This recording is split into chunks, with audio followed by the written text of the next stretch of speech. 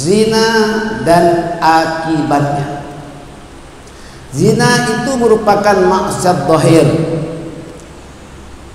Begitu juga homoseksual, gay dan lesbian yang kemarin telah saya terangkan berkenaan tentang LGBT, yaitu liwat dan sebagainya.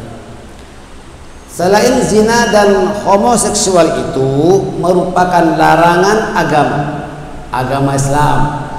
Ia juga menyalahi fitrah manusia serta melanggar tata susila.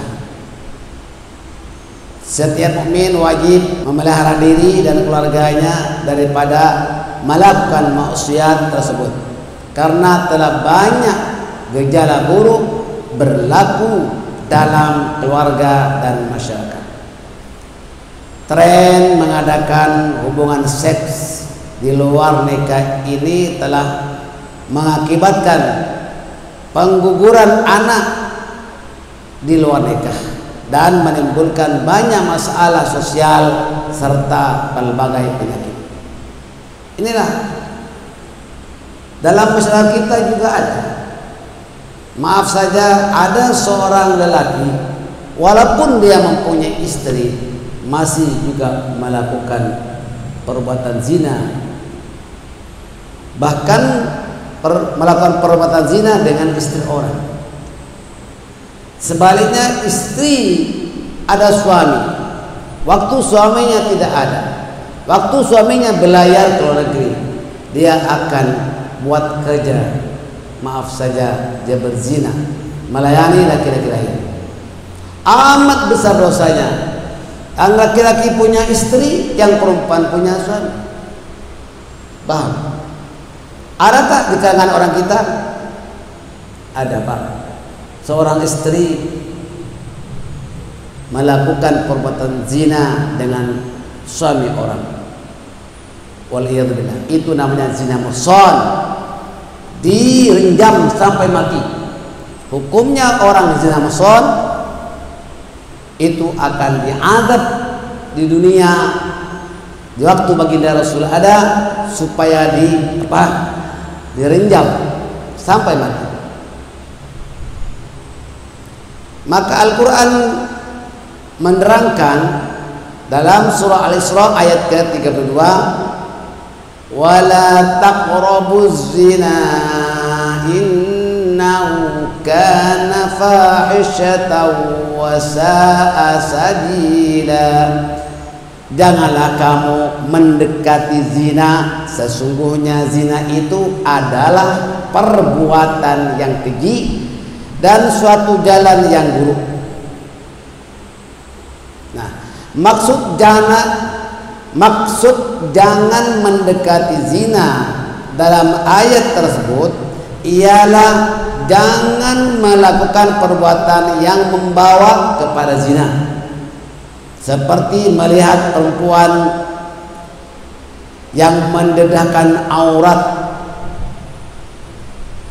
saling pandang memandang dengan syahwat,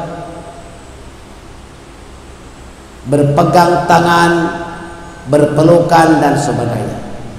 Apabila seorang laki-laki dan perempuan yang bukan mahramnya duduk berdua-duaan, dia berada di tempat yang tertentu, yang ketiga itu syaitan.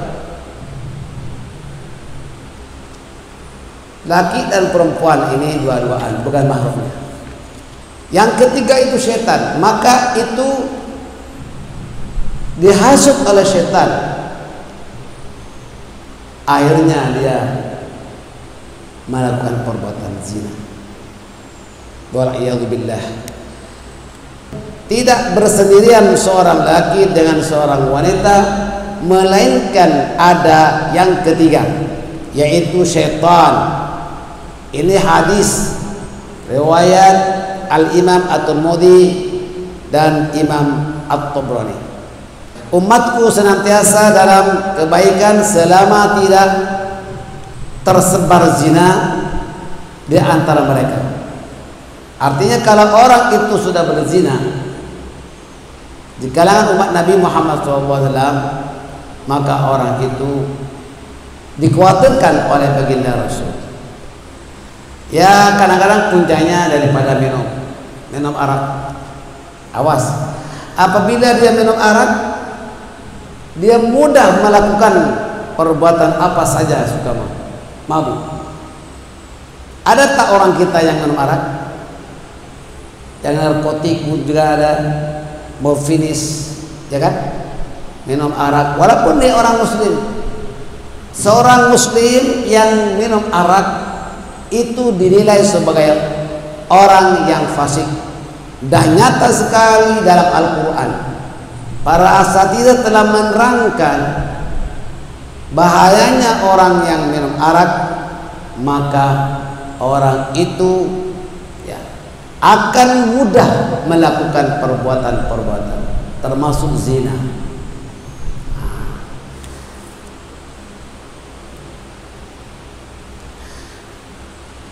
Maka apabila zina tersebar di antara mereka, nyaris Allah akan menimpa azab ke atas mereka itu.